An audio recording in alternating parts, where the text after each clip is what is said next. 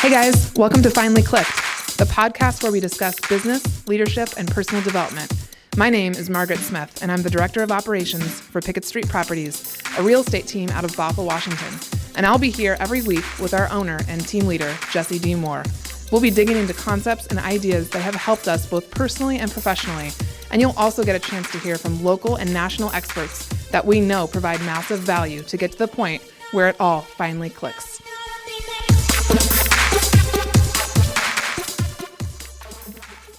Happy 4th of July, everyone, and welcome to another episode of Finally Clicked with Jesse D. Moore and Margaret Smith. Or happy 4th of July weekend, since True. honestly the 4th of July is behind us. And it will just last all weekend so long. Either happy belated 4th of July or happy 4th of July weekend. Mm-hmm. All right, I like it. Celebration just continues. How are you feeling after yesterday? I don't know why I do that. My daughter's watching Friends right now, and Ross Geller, he corrects somebody's use of who and whom, and then he goes, I don't know why I do that. I'm sorry. So I'm saying that to you. I don't know why I do that. I'm sorry. Well, I know why you do it. You're very exacting with your language. We talk about that often. Just my language? Everything, really. Yeah, not just your language. Man. Yes, happy 4th of July weekend, everyone. Were you up until 3 a.m. listening to the boom and the... You know, it's crazy. I forget what it's like every year. Yeah. I have it in my head. It's like a childhood type of like Kodak memory, where it's just like a few snakes or sparklers and some firecrackers. It was like Armageddon in my neighborhood last night. Yeah. And I know that more and more places are like restricting it. Yeah. But it was like not. It sounded like mortar shells were firing. Well, I can confirm that my friend Layla was upstairs. We were watching it from my balcony with a couple of us, and she said actually she's had to kind of detach herself a little bit. She was raised in Iran for I think the first 10 years of her life, and she said actually it literally does sound like bombs to me. And so I don't know that she fully enjoys it, except for from my balcony, there's not a whole lot going on in Everett, like where we're at in Lowell. So we watched Lake Stevens and Snohomish blow up from a distance, which was nice. Yeah.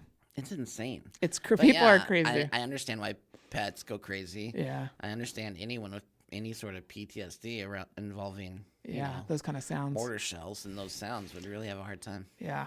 I mean, you guys were really in the midst of it. We put the kids to bed around 10:15, and it was just constant. It like would nonstop, just like our house was rattling and shaking. But everyone was super tired, so I think we fell asleep pretty quick. Yeah, David said he was out by 10 o'clock. Yeah, I definitely turned on my fan, turned on my AC, so I couldn't hear anything. Fell asleep blissfully. While many of you may be enjoying a day off, Margaret and I are not. Heck no, dude. We're right back at it. We're getting things done. We're here for you. We're here for you, yes. I'm mad at you because I'm working today. Nah, this doesn't work. We have a few things to discuss. In trying to come up with a topic, we decided to discuss 5 tips for new agents and 5 tips for new EAs. So if you're just getting started in real estate, or you're just getting started as an EA working in real estate, we just thought we'd give you 5 tips from our perspective of things that'll get you to mastery sooner. So let's jump in. All right. You want to go first? You want me to? You go first. All right. So I get to say this often with every new hire, and I preach it until they're tired of me talking about it. But when someone looks for properties, if they're looking, let's say they're looking for something on 5 acres with a shop, the data that's available to them to find that home is only as good as the real estate agent that put the data in there in the first place. And to be honest, most agents are not exacting when it comes to being detail oriented. Gosh. Yeah. And so because of that, they fail to check the right box. Like, let's say one way for me to look for a house hack or a possible mother-in-law is to look for a second kitchen. Well, a lot of agents don't check that box, even if there is a second kitchen. Yeah. And so there's no real way to overcome an agent not checking the right box other than being in the practice of checking new listings every day. And so this is something I preach to everybody, every agent on my team. I check new listings every day. And I do that because I have an idea of what our clients are looking for, or, my clients specifically. I am able to scroll through the listings, get an idea based on price, square feet, photo, location, and then I can deep dive into something that might have some potential. And so it allows me to find listings that may not come up in my client's search. So it's one way for me to separate myself from everyone else. But most importantly, it gets agents in touch with the inventory on a daily basis. You start to be able to predict prices better. I just think it's a really good practice to get into. And it's certainly something I preach about all the time on our team. That's probably the best thing a new agent can do, and new and continuing agent. I'm surprised how many agents don't do that on a regular basis. I feel like for you, it's definitely one of the habits that you've had that's made you into one of the best listing agents. Yeah, well, I do it for several reasons. Sometimes I'll see a listing that I didn't go on, right? And then I want to keep track of it and see how they did and see, how my prediction fared. It keeps me aware of neighborhoods. I know neighborhoods specifically, and so I can kind of guess by the style of home if it's in that neighborhood, and then I have awareness about that neighborhood. And it gives you something to talk about when you keep track of listings. You're better able to tell people what the market trends are and how individual neighborhoods are doing and how activity overall is doing. So I check every new listing that goes on in my 2 counties, King and Snohomish counties. I check every back on market property, and I check every price reduction. And these are people that are doing more to ensure that their property sells. So I want to look at price reductions. I want to look at back on markets, and I want to look at new listings pretty much every day. And I have to say that I get out of the practice every once in a while because it's not as necessary for me. I don't work with buyers. I don't send them listings. But as I work with the agents and their clients, it is a practice I get them into, and I start that process with them. I feel like you do have a couple special unique buyers, I'd say, that you have in mind that it's pretty nice when they get a specific listing from Jesse because they're like, Jesse's keeping me in mind. Like you're unique buyers that are you specifically have helped. You don't write their offers, but you keep an eye out for people that are friends and and I do have those partners. People that are like, hey, if you ever see this, let me know, right? Just something random. And then if I see that. Like investors. Then I can push it out to them. So, like for instance, last night for the 4th of July, we were on Lake Stevens. There's a lot of people that just want to live on Lake Stevens, and there's not that many houses that come available. There's not a lot of turnover on Lake Stevens.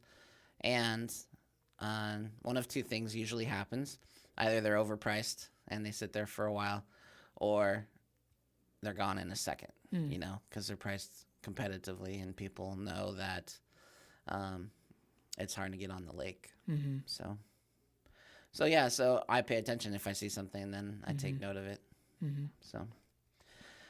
So my first tip is to any new agent is just check new listings. Check price reductions and check back on markets every day. Yeah. Good one. All right. My first tip is join all the Facebook groups you can find. More than even using Facebook for marketing your team or your company or whatever, I've found that Facebook for me is actually it's a number 1 resource for networking and finding new information. So whenever I talk to someone that's brand new, I'm always like, have you heard of this group? And they're like, no. And if they're within the first, no, that's like the inflection in their voice. The first 90 days, they'll join the group and then they come back to me and they're like, Margaret, this has already changed my life. I don't know. People just don't think. I think that part of Facebook might be new in the last 4 years or 3 years. People don't think to do that. I have it in our 100-day plan for agents and admin to go on Facebook and join specific groups that I've found. So for assistants right now, there's one called Executive Assistants for Keller Williams. That's for EAs and TLs, actually. The one that's specific, there's Executive Assistant Group just for EAs, and then there's another one called Admin Success Principles. So those are the 3 that I usually recommend right off the bat. And it just forces an admin to start networking and looking for resources outside of their little circle. So in those groups, do you just see the same questions over and over again?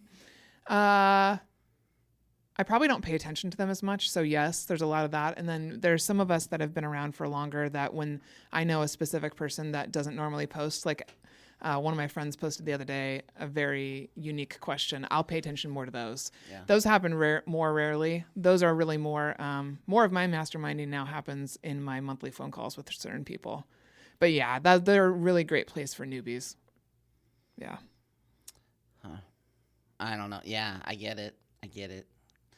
I belong to like too many groups. Probably too many for you. Yeah. It's hard for me. Yeah. There's only really 2 that I really reference on a regular basis, and it's pretty rare that I go there for a resource. But in the beginning, it was a wealth of information just to go through that rather than when I didn't feel like I had any connections right here or I didn't know very many people. It was really helpful. Yeah, you are part of localized, regional, state, national, and then probably some international groups, right? Like there's different levels of groups. Yeah. Like. Yeah. No, but I found that was really valuable in the beginning as a new person. And then now I didn't actually used to like the phone call masterminds. I just find it's really hard to get anywhere on a phone call, and I hate wasting time. Yeah. But I've found that if I'm very specific with who those people are, there's one group in particular that I have now that we only meet once a month, and we come with specific questions, and we're all at about the same level, and I think everybody's been in it for at least, well, the newest girl's only 2 years in, but she's super smart and working for a big company. And we're just at a good level for all of us. We all get something out of it, and we all want to help each other find new opportunities within our network. So that's the group that I really have stuck with the longest. Nice. Yeah. That's my number 1 tip. Get on Facebook, join some groups. All right, number 2 for agents. Don't be afraid to partner with an experienced agent on first new deals. Amen. So I mean this not just residential transactions. I mean, if you have a commercial lead, don't think you can do it by yourself the first time. If you have a multifamily lead, don't think you can do that by yourself the first time. No. If you have vacant land, don't think you can do that your first time by yourself. I know some people that want to just say, I want to learn by doing, and I'm going to say yes to everything. And I'm sorry. That's somebody's money you're dealing with. It is. There's a lot of heartache. Your ego out of the way. That you could be causing for your client. Yeah. And I think the best way to do that, I tell agents that I train here in the office, I tell them all the time, if they get a listing that they're intimidated by, partner with me on it. And I'll walk you through it. I'll show you how we do it. And then I'll teach you as we go. So that then the next time that opportunity comes, you're prepared for it. You're ready for it. You know what to do. This might be my favorite of your tips so far. I know we were only 2 in, but I can't tell you, like, now having been here for a while, I see these new agents come into the office and they let their ego get in the way. And they're like, I'm not going to pay anything extra to have someone else teach me. And I'm like, what, do you not believe in education and paying for someone who's got years of experience? I would never play with anybody else's money. If I was brand new into something, I would absolutely look for a mentor. And we don't really have a traditional mentor experience like available in real estate. There's productivity coaching and different things you can do. But I think this is the best idea possible. Well, I mean, there's another idea, Margaret. What do you think of this idea where you're supposed to share and give a free exchange of ideas and not charge anybody for it? Uh-huh. I have some pretty strong feelings about that. Yes. You and I teach and we give away resources for free all of the time. Now, if someone's going to choose not to take our class and not pay the $50 to $75 that we charge for those hours of our time and experience and tips that we give out, that's their choice. Now, I have, like, when you've spent the hours and the years and the time that we have perfecting our craft, you're not only getting experience from us, you're getting experience that you and I have gotten from other professionals around the country. So we've taken the time, we've paid the money to travel, to meet people, to talk, to spend happy hours, dinners, lunches. You're not just paying for my time or your time, you're paying for all the time of the other people that we've inventoried. And I've taken so much of my own time to develop myself personally. So for sure, I think it's taken me a couple years to understand what that means, but now I get it. If someone's going to ask, I mean, this is on my list too, so I probably shouldn't go any further on this, but yes, I think people need to understand that when you are an entrepreneur and you're coming into an industry like this, you need to pay for your education and be prepared to pay people for what they're worth. Yeah, I mean, and I'm not above this, guys. Like, No, you've partnered with several people who are not on the team. I've partnered with a few different people in the last 12 months because it was the type of transaction that I didn't know, I didn't have mastered. Yeah. So, and I wanted to work alongside somebody that was strong where I was weak. And I did it because I still want to learn. And you want to service your clients in the best fashion. And so it's very frustrating when someone comes to you and wants free advice for free. Yeah. They basically want you to handhold them through the entire transaction for free. Yeah. And I'm like, no. Ain't nobody got time for that. No. Ain't nobody got time for that. No. Yes. Okay. I agree. That's my number 2. I like Don't be afraid to partner with an experienced agent on first new deals. Don't be afraid to join a team. Don't be afraid. Yeah, like, and that I think once I think some people make that realization pretty quickly. Yeah. Is like, oh, I have my license, but I don't know anything. And a team is a great place to incubate, to learn. I tell my team leader here at the office all the time that she shouldn't be pushing everyone to a team because it's a great place for new agents to incubate. They get to learn lead generation. They get to learn scripts. They get a higher volume of transactions. And then if they want to go out on their own, they can. And usually they stay with the office because they've learned. Oh, so you tell her that she should push them to a team. Yeah. Okay. I think because we're a great place to incubate. And everyone that's left our team stays with the office. It's like free training for the market center. They know people here. It's comfortable here. Yeah. And we don't make it awkward for people. We do our best not to make it awkward for people that leave our team. And I certainly don't tell them they can't work here at this office or anything like that. So, working on a team makes a lot of sense. You just go in there knowing you're paying for an education, essentially. Yeah. For however long you want to do it. Well, that's what I love. Like, I think one of your scripts that I learned from you in the very beginning was when you talk to people in an interview and you're like, working on a team is like getting your graduate degree in real estate. Because the bumps that you might find in the road as a single agent when you're doing 4 to 8 deals a year, you're going to find almost on the daily, if not weekly, on a team because we're doing that many more deals. And so the learning just goes through the roof. It happens so much faster. Well, I'm dealing with a handful of things today, and I'm a little bit overwhelmed by it just because I know what to do on all of them. It's just I don't want to. I have to do all of these things or get them done, we're to the place where on a daily basis we're dealing with graduate level real estate problems, and you're getting to be in an environment where that deals with that. Yeah, and that's a pretty unique opportunity. Yeah. Good yeah, point. I love that. And I always love telling agents to go out and interview 2 to 3 teams, understanding that a team is a company. We're a company, and each company runs differently. And so I really appreciate people that have been on a team, didn't have a great experience, and are always willing and open to talk to other teams. Yeah. Keep in mind that there's so much freedom in real estate. Every agent is going to own and operate differently. Actually, that's a great point because I can think of a few people that didn't work out well on our team. Yeah. And did better on a different team totally. Or on their own. And then I know people that thrived on our team and didn't thrive elsewhere. Yeah. And sometimes you just have to be in the right environment, Totally. right match. Yeah. And when we have several examples of that, Yeah. Jessica being one, where Jessica just is a perfect match for our team. Such a great match. Yeah. Yeah. Good one. All right. My second tip is to read Fierce Conversations, which is one of the books that we require for our team. And I found that I talk about it so much, I can't not have it be part of my 5 tips. It's just like, read it in the first 90 days. I've sent a couple admin over the last few years a copy of it myself. Like most people have not heard of it actually outside of the Pacific Northwest. So there's just dialogues and ideas in there that will start you off at a really good spot.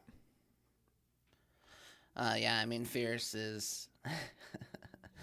I think Fierce works. I think it's a great book to read for negotiating as well. Mm-hmm. Like learning. Oh, yeah. Good point. Because it forces you to think about the other person's perspective, Mm-hmm. and it gives you a bunch of models Mm-hmm. for negotiating. Mm-hmm. All you're really doing in Fierce Conversations is effectively negotiating your position. Mm-hmm. Totally. Right? Which admin often need help with. So I heartily recommend that book as well, and Mm-hmm. and then just say, it's really a resource for Oh, yeah. negotiating. I love it for my personal life, too. I always talk about how I've used it personally. It's just been so helpful in hard Are conversations. people afraid to talk to you because Yes. you have Fierce in your back pocket? Oh, I mean, I joke about it, but there's been at least 2 agents that have walked by me in the office and said, "Hey, Margaret, do you need to have a fierce conversation with me?" Just kind of jokingly.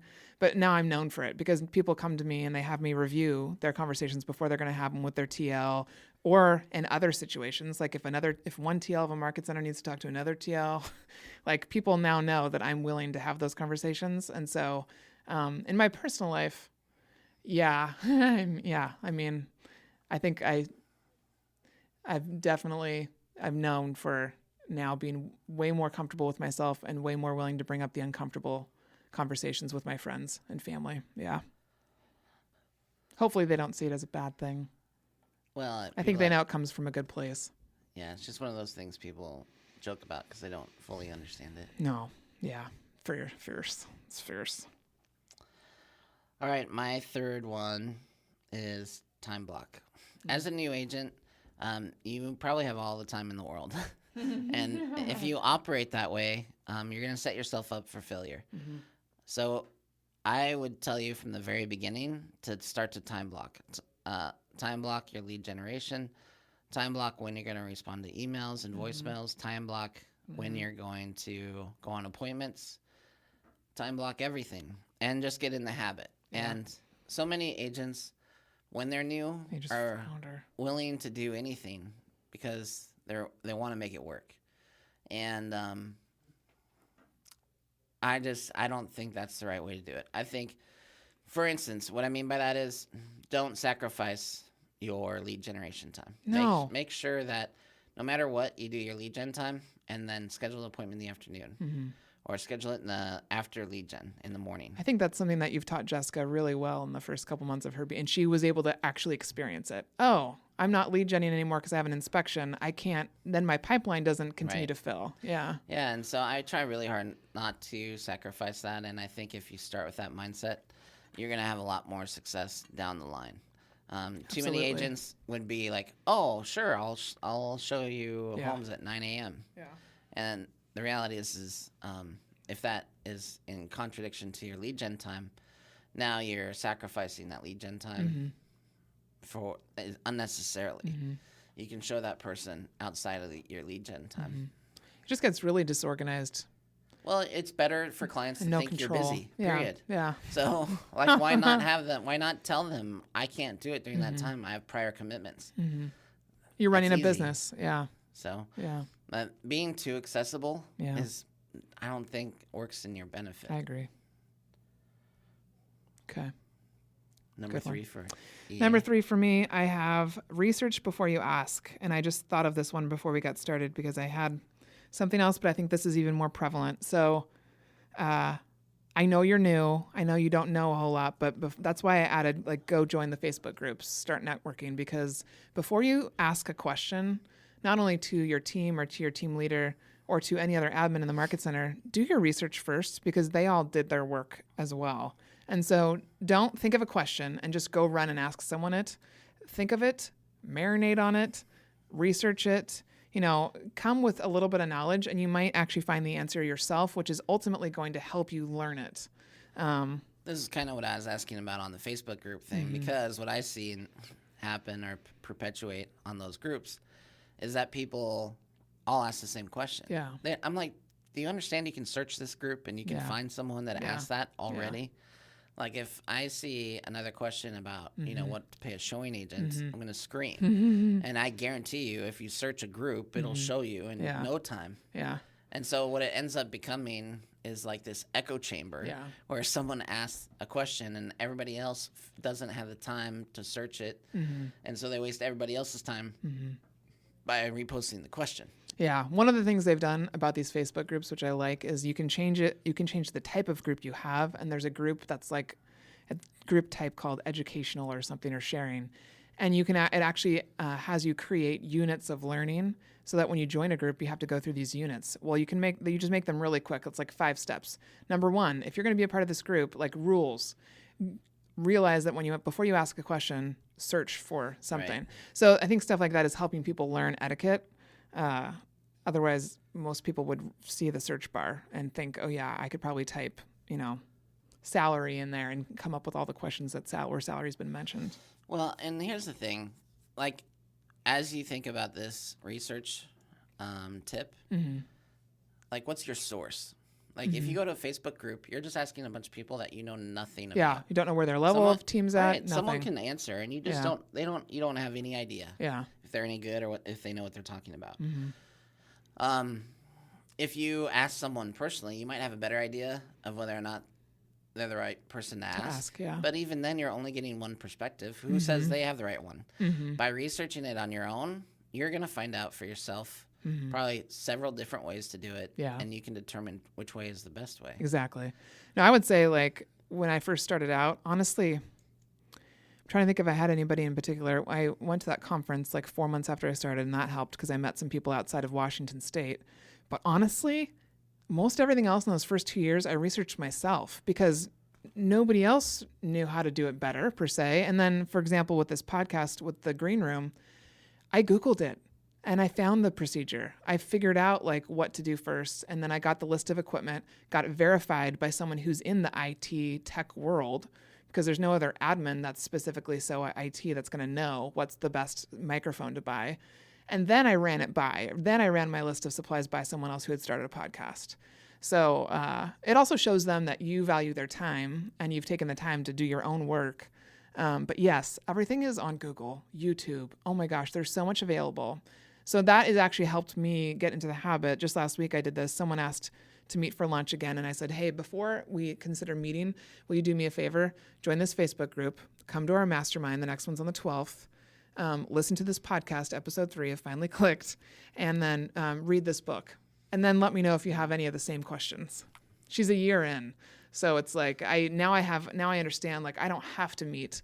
It's good if I want to build up relationships for a certain opportunity. Oh, that makes me happy to hear, because you were doing a lot of these. A lot of intro meetings. And I never really stopped you, but I did kind of.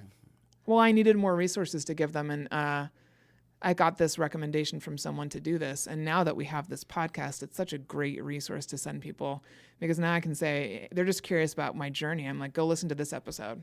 Yeah. And then if you have follow-up questions, let me know. So yeah, it's a really nice way to introduce them and not say no, like I don't want to help you, because that's not the truth, but I do value my time, and I can't repeat the same things forever. I will die. So that's my tip, is research before you ask. All right. Number 4, this kind of goes with last one, but I mean, they're essential, so I can't not say it. Lead gen. Yeah. You have to make lead gen a priority. And even if you don't like to do it, just do it, because the more you do it, the easier it gets. Yeah. And you just got to log your time. You got to do your 10,000 hours, and then picking up the phone doesn't seem that daunting. And calling people doesn't seem that daunting, and representing your business doesn't seem that daunting. And for me, it's just a fact of life. Like, I actually don't think about. There's not an emotional attachment to me picking up the phone. Was there in the beginning? Oh, for sure. How did you get yourself past that? I called the people I knew, or I called the people I wanted to call. And I didn't call the people I didn't want to call. Okay. Just get into the habit. I built, if you think about that, that meant I was building the business on a very small segment of business because Yeah.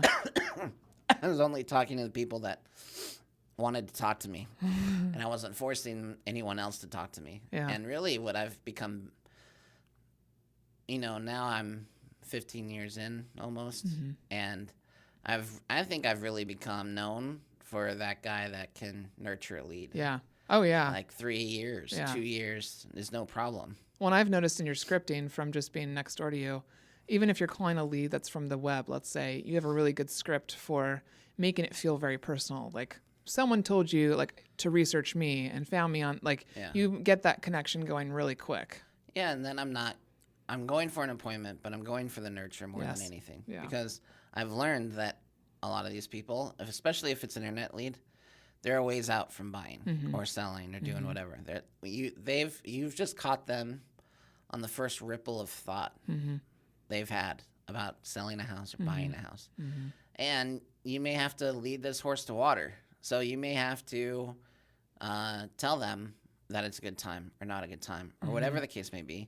And then what I'm going for is their permission to contact them again. And I'm very clear about that. Do I have your permission to call you in 6 months? And they're like, oh, yeah, okay. And so I love that I have the reputation for nurturing the lead. We had a referral. I don't think I've talked about this, but we had a referral given to us, I think 3 years ago. And we just reached out to that agent to tell them that their lead is under contract. And they were so excited by the fact that we had nurtured that lead for 3 years successfully that they lowered their referral fee to us. Yeah, that was awesome. I was like, what a great testimony, right? Yeah. To tell people like, hey, if you give us a lead, we're going to work it till it dies. And not only did we do that, but someone did it. We did it, and someone recognized it by lowering their fee because they recognized the hard work in it. Yeah. So lead gen. So tip number 3, which was time block. Tip number 4, lead gen, go hand in hand together. Make sure you're time blocking your lead generation time, and then just make sure you do your lead generation time because you're going to get better at it the more you do it, and you won't feel that same emotional, blockage that keeps you from doing lead gen from time to time. And I promise you'll see an effect on your business if you do those 2 things. All right. My number 4 tip is take a class. And it could be my class, which is called Make It Rain Together. It could be Christy Belt Grossman's class, who's an experienced operations person on the East Coast. It could be anything. But again, if you go on Facebook or go on the interwebs and research it, you'll find some classes. And I prefer that over, I had written down interview 5 experienced EAs, but again, that's like picking someone's brain. And I think it's better to do this. And Christy and I both lay out so much information in our classes that I had a girl who was going to fly out from Portland to Boise this month to see my class. And she was like, I'm really brand new. I'm only 4 months in. Do you think it would be a good time to do this? And I said, this is the best time to do this. Yes, you should do it because you get such a good idea. I've had people walk out of there and say, wow, now I know like what I need to do in my first year and like where to give myself grace. And especially if your agent attends with you, which you can do in these classes, then you guys are on the same page.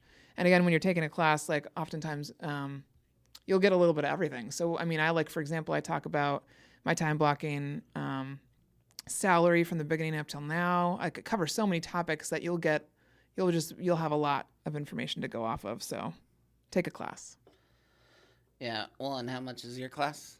$75. Okay. So for $75. Yeah. For 5.5 hours, you can essentially. have a blueprint for your first year as an admin. Yeah. And really probably for the first couple years. Yeah. So cheap. Yeah, and take a class works for agents as well. Just be conscientious about who you're learning from. Yes. And here's what I mean by that. When short sales became a big thing, don't go to attorneys to learn about short sales. Oh, yeah. Because they're going to talk you out of it. You know what I mean? And I heard some great advice once because I was taking advice from a CPA and I was taking advice from attorneys. And then I talked to a true entrepreneur and they're like, stop asking for business advice from CPAs and attorneys. They are there to minimize your risk. Mm-hmm. And if you want to be an entrepreneur, you have to take some risks. love risk. Yeah.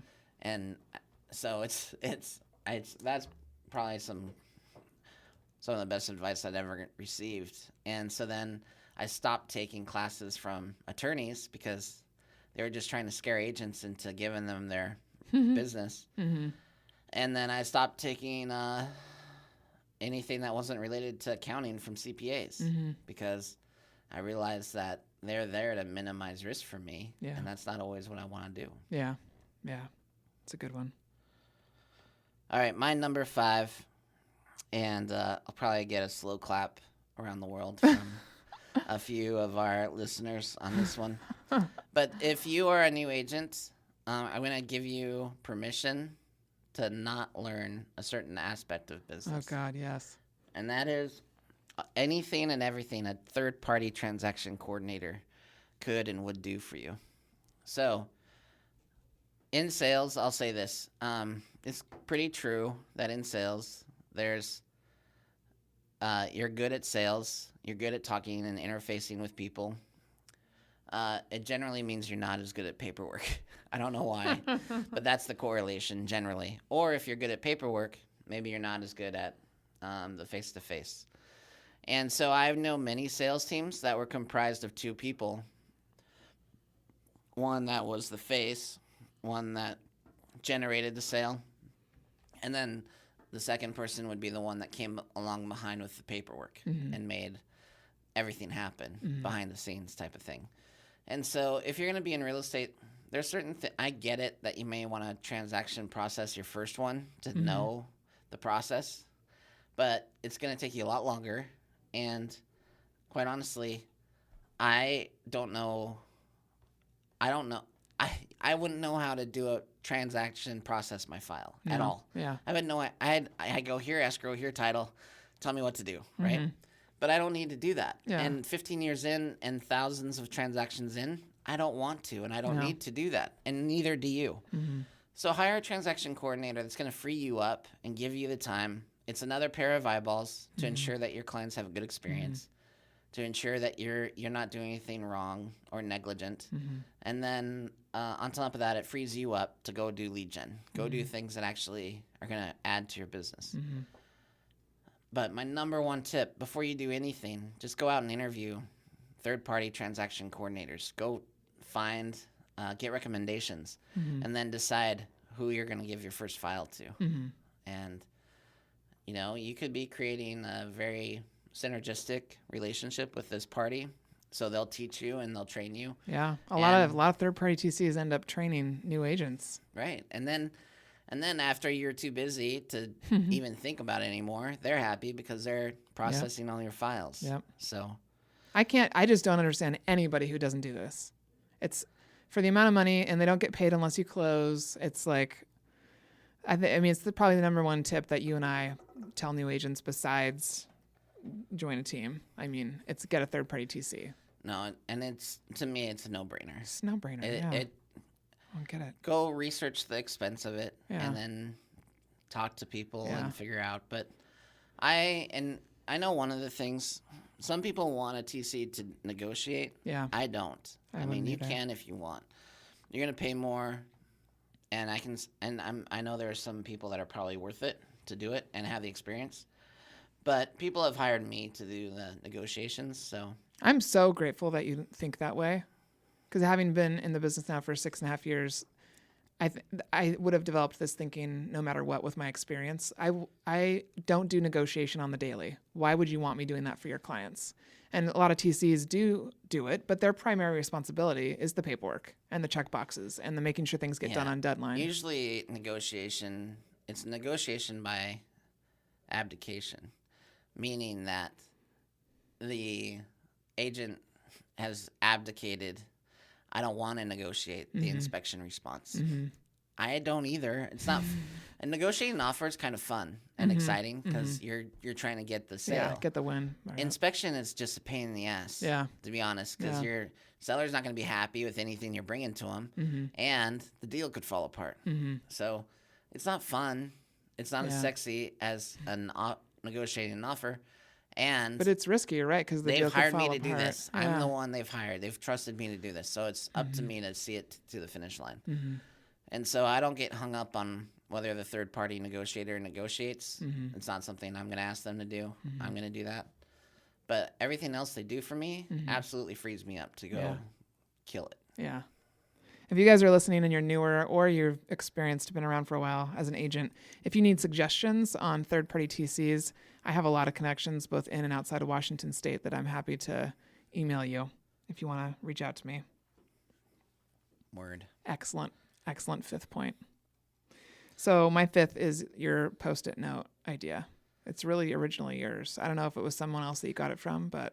You're going to have to refresh my memory. So to give people context, in the first 2 years... I'm so proud of you right now. Thank you. Oh, my gosh. Thank you. In the first 2 years of working for Jesse, one of the things he had me do, which I painfully did, was there was a story about the Big Rocks story that people tell. And I don't know if we need to tell that to give people full context, but... Yeah, I think we should. Okay, you tell it then, because you do it the best, yes. All right, here's the Big Rocks story in a nutshell. So a teacher is standing in front of a classroom, and he has an empty mason jar. And for this demonstration, consider it like a science lab room. And he has... So he takes this jar... and he fills it full of rocks.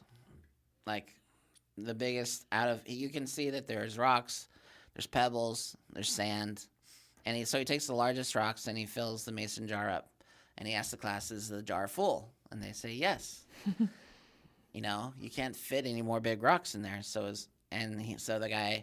the teacher takes some pebbles and pours them over the rocks until it's full, till the top. And then he asks the classroom, is it full? And they say, yes, the pebbles have filled. You can't fit any more pebbles in this jar.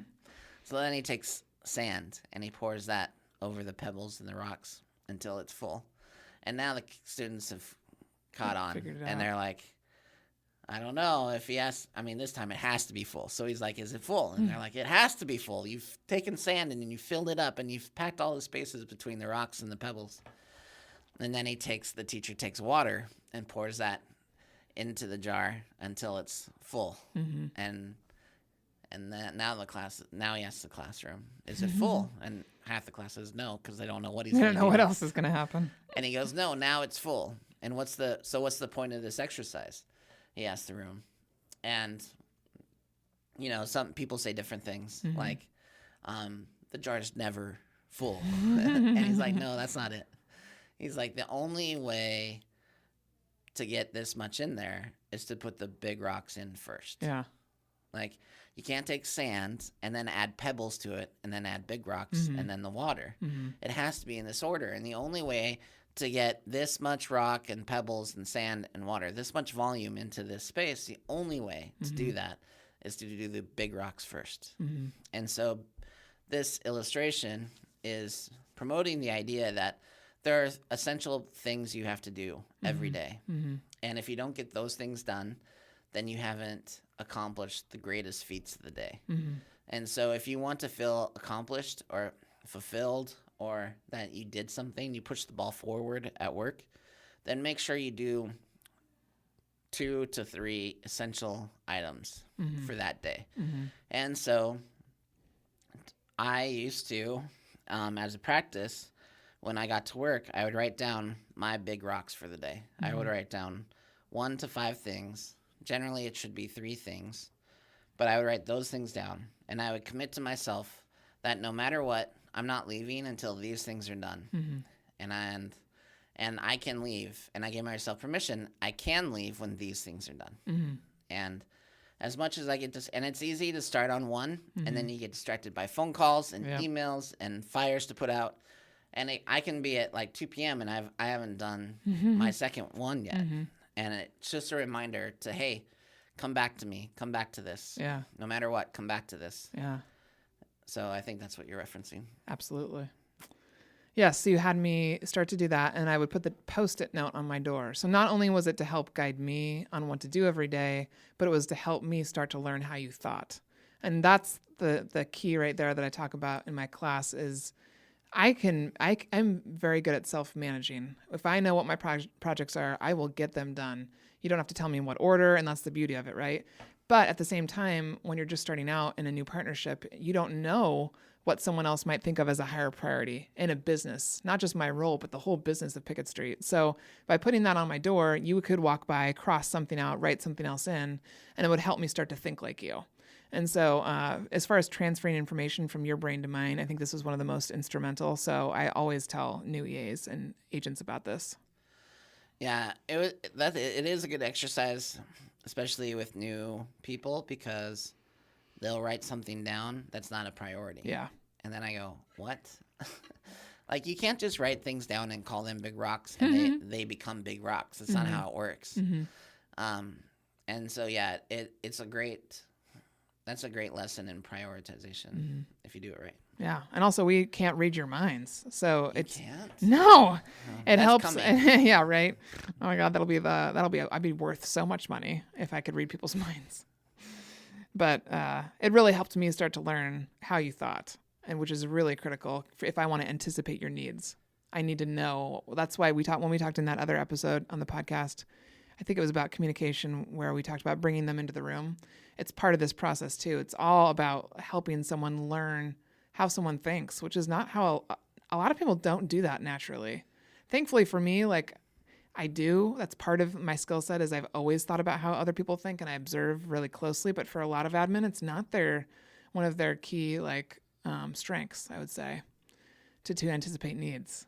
So yeah, no, it's a big deal if you want to be really good at what you're doing. Let me ask you, because I don't remember, when you came on, was that something you had decided would be beneficial, or did I tell you that's what I wanted you to do? The Post-it notes?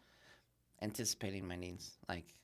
I knew that from the very beginning. I think you did mention it though, but I knew, I knew because that's how I operate. I don't know who taught me to do that first, but in any job, I anticipate everything, and not just for you, but for other people in other roles. If I can anticipate, I can act faster, which impresses people, and I like to exceed expectations.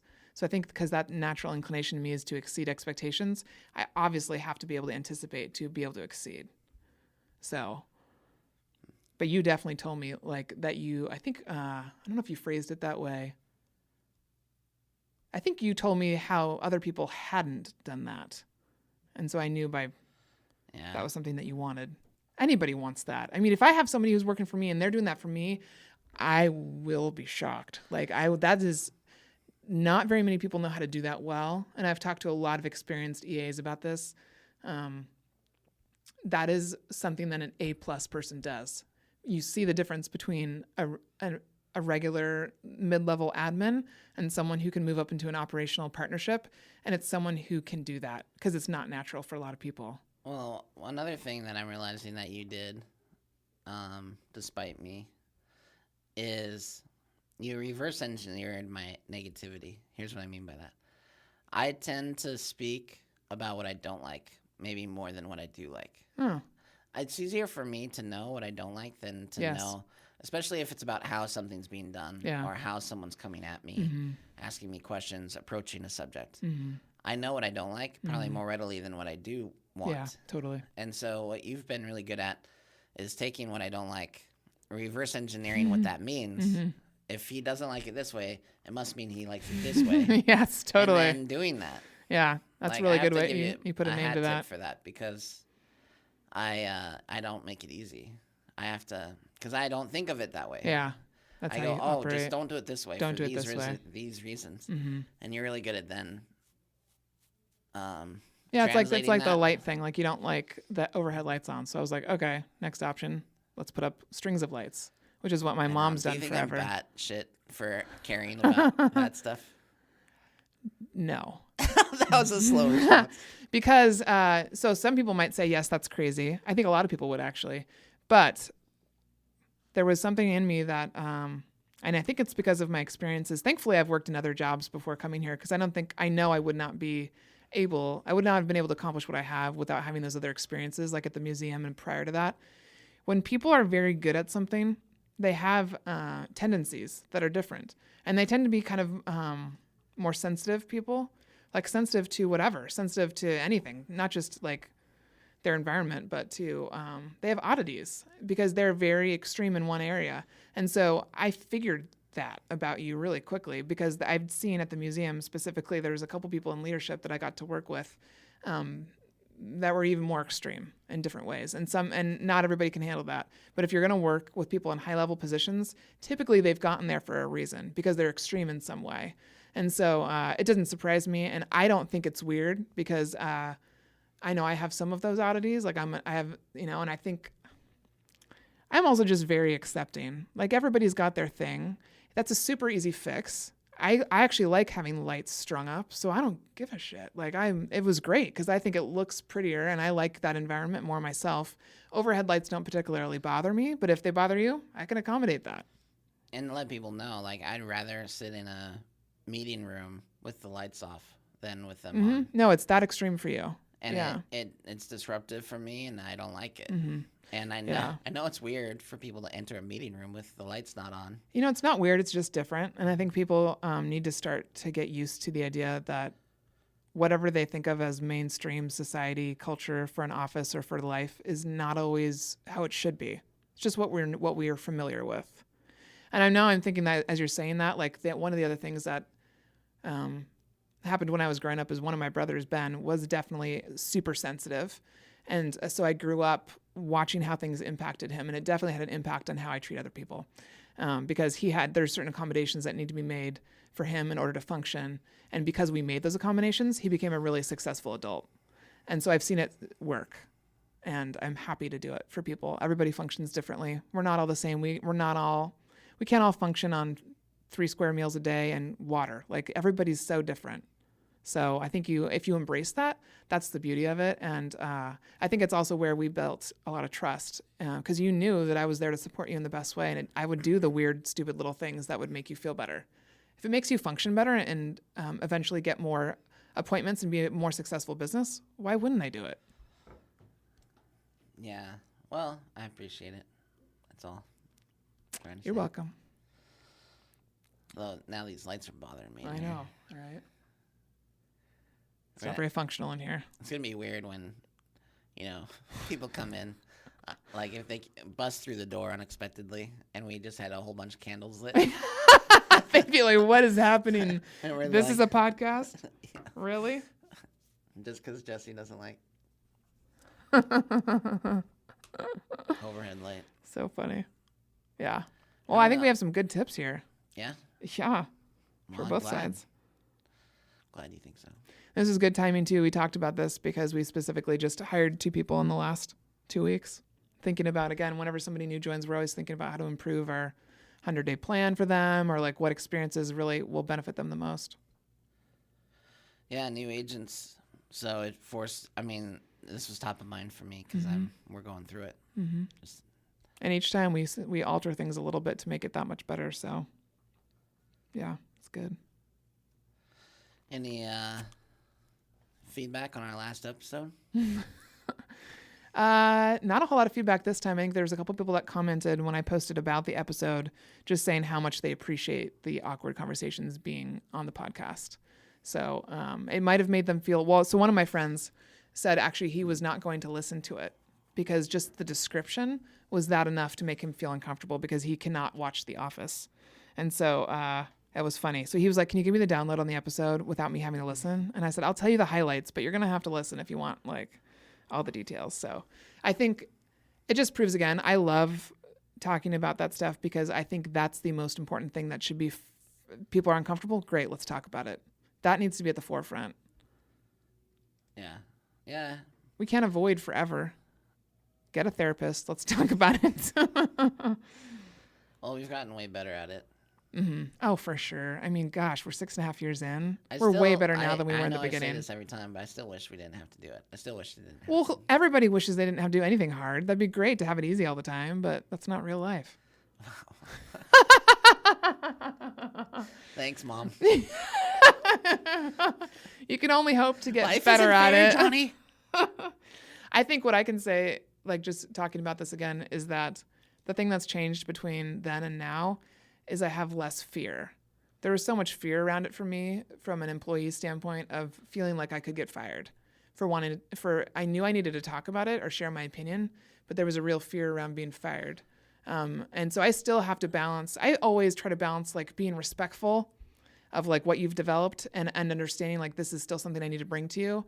But I have less fear now. You've said that several times. Have I ever threatened you with firing? No, you've never like directly said, I'm going to fire you. Or I'm, like, I think you've said jokingly, I'm surprised I haven't fired you from like, and jokingly in a joking manner, never serious. No. But I mean, you've mentioned so it's not a before. fear from you that you developed. No, I think it's a good thing to talk about. It's a societal fear. Admin in the mastermind group that we run, everyone's afraid of being fired. Even though the job market right now is such that if you lose your job, you could go get another one. Yeah. It's a general fear overall. And I can't figure out exactly why, except for us, comfort and stability is so important that even if we know we could get another job, and it says something about our skill set too. If we get fired, what does that say about us? Did we not do our job well enough? Did we? I'm just thinking about it because I don't think I've ever had that fear. No, I don't think I've ever threatened you. No. I don't think I've ever said, no, hey, because it didn't come from you. And that's something that I see as like something if I could write a book, that's something that I've gotten from the real estate industry that I'm so grateful for. Is what? I no longer lack that fear of being fired for speaking up. In past environments, I did not speak up the same way I do here. Oh. And it was not, unfortunately, they don't get the benefit of that. You can call it a benefit. I know it's not always something you want to hear. So my question then is if an EA is having their job threatened. Sure. By then they should probably leave because that's What's your advice? Leave. And I've told a couple people that it's very rare that it happens. It's usually a really inexperienced leader or agent who's trying to run a company who doesn't understand that you shouldn't like a bad threaten people. Thing, exactly. Right? Where it's like they need to understand this is important and they need to know that this could cost them their job. You can't run a company with fear. You just should not. Yeah. It's never going to be successful. I've seen people try to do it. I've been in places where they do it. And I didn't stay, obviously. I left real quick. So fear mongering or fear, it's just not, it's not going to foster loyalty. It's not going to foster trust. I wouldn't have taken as many risks and built what I did within Pickett Street if that was how you operated. So, yeah. Yeah, it's just funny to hear you talk about it. Like it is such a consistent thing that you mentioned. Mm-hmm. And I'm like, hey, but do I make her feel that way? Do I contribute to that? I don't think I do. No, and that was one of my greatest like breakthroughs for two admin in particular that came to the Pacific Northwest operations retreat is we tackled that topic on the last night with these two ladies. And I literally looked at them and said, I know your agent is not going to fire you. It's time you get past this fear. And both of them took action afterwards, and they're both 10 times better for it. They're like, you guys were right. They didn't fire us. We had a great conversation. Progress was made. They found out that their agents were like, I want to work with you for the rest of your life. Does that make you feel safe? Like, doesn't get much better than that. So it's so funny, that fear. It's just, I think it's just, it must be a personality thing. And then also a societal thing that's kind of built into when you get your first job, like that fear of being let go. And often, I mean, it's not like it doesn't happen. It happens typically with leaders that are just not very well developed, I think. So, but it's pretty rare these days that I hear about someone just straight up being fired with no explanation or talk. Yeah. All right. Good stuff, Margaret Smith. Good stuff, Jesse D. Moore. Happy 4th of July weekend, everybody. Or in Margaret's words, happy 4th of July. Oh, my gosh. What are you doing? What are you going to do to celebrate the rest of your 4th of July weekend? Oh, my gosh. I just want to go home and crawl. Are you exhausted? Yeah. I'm exhausted. I'm going to go to a movie tonight. I thought about taking the kids to a movie. Do it. It's so relaxing. Go to iPick. Oh, now you're spending my money for me. Yeah, sit back in your chair, get a hot towel, some popcorn. Yeah, I mean, yesterday was just nonstop. It was just busy the whole day. I did nothing. I was literally laying on the floor in my bedroom till 2 p.m. One point before we headed north, I was like, oh my God, I just want an hour to do nothing. Yeah. And I was like, okay, buckle up, Jesse. Like, you don't get an hour. Just make it happen. Go. I'm trying to be better. I know I can be an obstinate, an ornery cuss. Like, you know what I mean? Like an ornery old man. Uh-huh. Because I just don't like what I don't like. Yeah. When I think you've gone through that time period now where you are better about voicing what you don't want, because for the longest time you didn't get to do that. Yeah, and then I went through a phase where I just didn't do anything I didn't want to do. Sure. And now I have to like start doing some things I don't want to do. Mm-hmm. And for instance, so yesterday, like Jill's been talking to me about this, and so she's like, she wants to do more stuff with the kids, and I get that, like, great, but you know, the kids, everything they want to do costs money, and there's a whole lot of entitlement, and you know, it's a part of process of raising your kids. Well, and if I work 40 hours or 50 hours or 60 hours, and then I go home and I have a weekend day, I want some time off. I want to relax. But I'm trying to be more active with the kids. And so Jill had mentioned she wanted to go to a parade in Bothell. And Bothell has a wonderful community parade on the 4th of July. But it's kind of nuts. Like people... parades are, yeah. It's like people put out chairs like 5 days in advance. They did, too. There's some sort of unwritten law about these chairs. Like, this is a known thing. Everyone does it. No one steals them. No one does anything to them. Yeah. And so we don't have chairs out. I have a bad back, and we don't have chairs out anywhere. So I'm like, can we even get through this area of town? Where are we going to park? Because parking's an issue. Yeah. So, but yesterday I doubled down on like, we're doing something. Patience, yeah. Because Jill will say something and then I don't take action. And I don't really see that as my fault, because if she wants to do it, she should do it. Or she can remind me, or she can take some action steps. But I'm realizing I make that hard on her, like by making her take the action steps versus when she says something, listening to it and then responding. Yeah, yeah. So like yesterday I was like, we're going to a parade. I don't want to go to a parade, but we're going to a parade. Good for you. So even her, she was like, went on a 4-mile run. When she got back, I'm like, hey, if you want to go to the parade, we got to go pretty soon. Like, we got to go. And she's like, oh, okay, yeah, okay, I do. So we went to the parade, and it actually worked out really well. Where'd you end up hanging out? Yeah. I knew the back road into that McMenamin's parking lot. So I took the back road. Nice. And people weren't parking there because of the main entrance was blocked. Oh, wow. And perfect. So, yeah. So I got great parking, and my back's been better. So I stood and was fine. And the kids had a great time. It was a good experience. That's good. That's Go you. Point. It was a good experience, and it was a lot. And now it's awesome. The 5th, and I have some work to do, and I have my kids with me, and maybe we'll go to a movie. That sounds like a good idea. I might. Is your house empty? Can I just get a key? And my house is amazing. I can just sit there by myself. Oh yeah, I did that I got up at like 10 yesterday. I literally did that till 3. When I got up this morning, I almost stayed in bed and just watched Netflix for like an hour. It was a beautiful thing. Just to be like, but then I'm like, oh gosh, the kids, they're not going to die. But I should probably feed them something healthy versus them eating a Pop-Tart or something. Yeah, yeah. So I didn't do it, but I wanted to. So it's really nice to do every once in a while. But I'm doing what's important, including this podcast. Well, we're grateful that you're here. It wouldn't be the same. It wouldn't be the same. No. I want to see you do it by yourself sometime. I don't know how that will go. Maybe when you're gone on vacation this month. I am going on vacation soon. This could be really interesting. Let's see. Yeah. I mean, there's definitely... me talking to myself in a room could be dangerous. People don't even know. I think our lawyers would say that it's too much liability. It probably is. Who knows? Nobody would be able to translate for me. I would just... people would be like, what did she say in that episode? What did she mean? Did she say she was a frog's bum? Yeah. What? Yeah. Cloaked caterpillar? Cloaked, yeah. Yeah. Yeah. Shark tendril? Mm-hmm. All sorts of gibberish would come out if you left me to my own. Yeah. Any hot dates coming up? Nothing new. No. Maybe a second date. Oh, you went on a date? Mm-hmm. Is this how your clever way of bringing it up? What do you mean?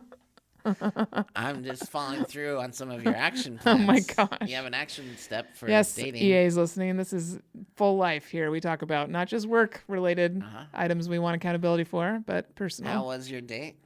It was a great experience. I want to talk about it so badly. Oh my gosh. Okay, let's do No, it. we don't have to. We don't have to go into details for his privacy Oh, and for man, mine. I want to go into that whole weirdness at the beginning. That's okay. Okay, well, I'll be nice. No, it was a good experience though. Nothing crazy happened. I'm still alive, obviously, and Obviously. and This isn't a Dateline episode. well, you never know what you're gonna run into, right? Oh my gosh. Right. you're And so- I think what he realized and what I don't know if he hasn't really said this is you don't run across like people that are normal that often on dating apps. And so we both I think we both were like, wow, okay, you're normal. Okay, this is cool. I'm not sure he's normal. Well, I'm not sure I'm normal The jury either. is out. Oh my gosh. It was a good experience. I had a good time. All right. Mm-hmm. And the Red Mill burgers are good, by the way. I hadn't You been didn't there in a know long this? time. No. they have a 18-inch stack of bacon every time you walk in there. Oh God. Did you see that? No. Oh, you were distracted. I just had the regular cheeseburger and a chocolate shake. Do you order at like a front desk thing, or Yeah. do they come to your table? Front desk. So your first date was at a Yeah, it's casual. McDonald's. Yeah. Oh my God. It was not McDonald's. I mean, essentially, it's like McDonald's. Well, like I said, I think he was trying to determine if I was normal or if I was crazy. Because if the person's crazy, you're not going to spend a whole lot of time with them, you know? Huh. Yeah. Red Mill. Yeah, I told everybody afterwards, I'm trying to determine, like, I like sharing about my life with people. Obviously, I share a lot on this podcast. Right. Yeah, I mentioned this. Yeah, This and might come at the back same and- time, like, I have to determine what the right balance is with stuff like this, because I'm not going to talk about all of my personal relationship stuff on everywhere, right? Social media, everything. And at the same time, people want to know. And like, I've found that in the past, it's better for me to share than it is for me not to, because with my personality type, I will just close up like a clam and it's not actually good.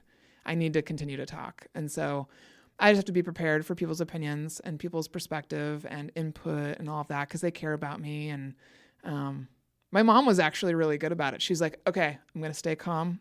You just tell me how it went. I won't ask you about it. And she didn't ask anything until the next day I told her. Oh, that's good. So yeah, it's funny. People just care. And I appreciate that. I'm lucky to have people that care. So that's my main perspective. I'm dating. Did I tell you? That poor girl at Crystal Creek, I'm going to have to update her. Yeah, It's been probably a month. Yeah. All right. Happy 4th of July, everybody. Go out there and have a killer 5th of July. Oh, thank you. I will. Until next time.